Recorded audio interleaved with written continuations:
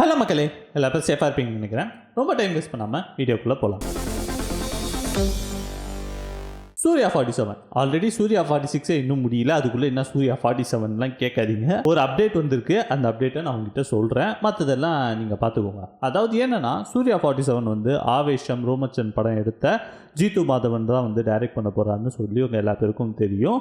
So இந்த படத்தோட ஒரு சுவாரஸ்யமான ஒரு அப்டேட்டு. இது நம்புறதா நம்ப முடியலையான்னு தெரில. பட் இருந்தாலும் அந்த விஷயத்தை உங்ககிட்ட சொல்கிறேன். நீங்கள் முடிவு எடுத்துக்கோங்க. அதாவது என்னென்னா, இந்த படத்தோட ஷூட்டிங் வந்து டிசம்பர் 8 வந்து கேரளாவில் வந்து ஸ்டார்ட் பண்ண போகிறாங்க. அது வந்து ஃபுல் ஃப்ளெஜ் ஷெடியூலாக இருக்கும்னு சொல்கிறாங்க. கேரளாவில் இருக்கக்கூடிய மொத்த போர்ஷனையும் வந்து அந்த ஷெடியூலே முடிக்கிற மாதிரி ஒரு பிளான் பண்ணியிருக்காங்களாம். ஸோ அந்த அளவுக்கு ஒரு எக்ஸ்டெண்டான ஒரு ஷெடியூல் இருக்க போகுதுன்ற மாதிரியும் வந்து ஒரு சில விஷயங்கள் வந்து சொல்லியிருக்காங்க. அது போக இந்த படத்தில் வந்து நெல்சன்னா அந்த நெல்சன் இல்லை, பிரேமலு லோகா அந்த நெல்சனை வந்து கேஷ் பண்ணுற மாதிரி ஒரு விஷயம் வந்து பேசிக்கிட்டு இருக்காங்களாம். அதுக்கப்புறம் வந்து நசீரியா கிட்ட வந்து பேசிக்கிட்டு இருக்காங்களாம். ஆல்ரெடி சூர்யாவும் நசீரியாவும் சேர்ந்து வந்து புறநானூறு படம் பண்ண வேண்டியது, பட் மிஸ் ஆகி ஸ்ரீலேகா சிவகார்த்திகேயன்னு சொல்லி மாறிச்சு. ஸோ அதை வந்து டேலி பண்ணுற மாதிரி இந்த கேஸ்ட் இருக்குன்னு சொல்லி நம்ம தாராளமாக எதிர்பார்க்கலாம்.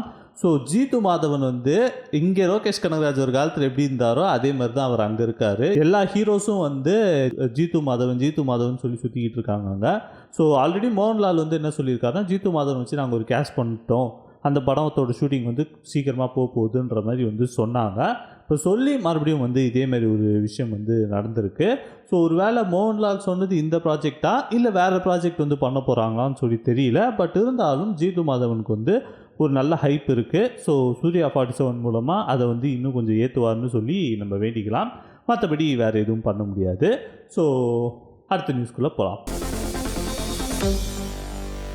ஒரு சில விஷயங்கள் வந்து கொஞ்ச நாளாக வந்து வளம் வந்துக்கிட்டு இருக்கு. அதாவது என்னென்னா, ஜனநாயகன் படத்தோட ஷூட்டிங் என்ன தான் ஃபுல்லாக ஃபினிஷ்ட் ஆனாலும் ஜனநாயகனோட டப்பிங் ஒர்க் வந்து இன்னும் விஜய் முடிக்காமல் வச்சுருக்காரு. ஒரு சில சர்டன் போர்ஷன்ஸ் பேட்ச் ஒர்க்ஸ்லாம் வந்து விஜய் இன்னும் பண்ண வேண்டியது இருக்குது, அது இன்னும் பண்ணாமல் வச்சுருக்காரு. ஸோ அது பண்ணிட்டா படத்தை வந்து 100% வந்து முடிஞ்சிடும்ன்ற மாதிரி வந்து ஒரு சில நியூஸ் எல்லாம் வந்து வளம் வந்துட்டு இருக்குது. இது எந்த அளவுக்கு உண்மைன்னு சொல்லி எனக்கு தெரில. விஜய் வந்து ஜனநாயகனோட ஒர்க்கெல்லாம் முடிச்சுட்டு தான் நான் வந்து அரசியலுக்கு போவேன், பிரச்சாரத்துக்கு போவேன்னு சொல்லி சொன்னார். ஸோ எப்படி இது பெண்டிங் ஒர்க் வச்சுட்டு வந்து அவர் அங்கே போவார்னு சொல்லி எனக்கும் தெரில. அது போக ஜனநாயகனோட போஸ்ட் ப்ரொடக்ஷன்லாம் முடிஞ்சு ஒரு 2-3 மாதம் கழித்து தான் வந்து அவர் இதுக்கே வந்தார், அது பிரச்சாரத்துக்கே வந்தார்.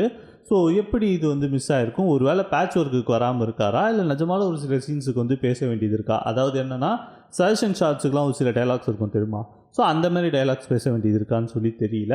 உண்மையாக இருக்கும் பட்சத்தில், மறுபடியும் நான் ஹைலைட் பண்ணுறேன், உண்மையாக இருக்கும் பட்சத்தில், ஏன் எல்லாத்துக்கும் உண்மையாக இருக்கும் பட்சத்தில் நான் சொல்கிறேன்னா, அது வந்து ஃபால்ஸாகவும் இருக்கலாம். ஸோ அதனால் வந்து இப்போவுமே டிஸ்க்ளைமர் போட்டு பேசிக்கிறேன். ஸோ ஃப்யூச்சரில் அடிக்க மாட்டிங்களா, அந்த ஒரு தைரியம் தான். ஓகேவா? ஸோ இது வந்து இருக்குன்னு சொல்லி நினைக்கிறேன். நீங்கள் என்ன நினைக்கிறீங்க? கீழே கமெண்ட் பாக்ஸில் கமெண்ட் பண்ணுங்கள்.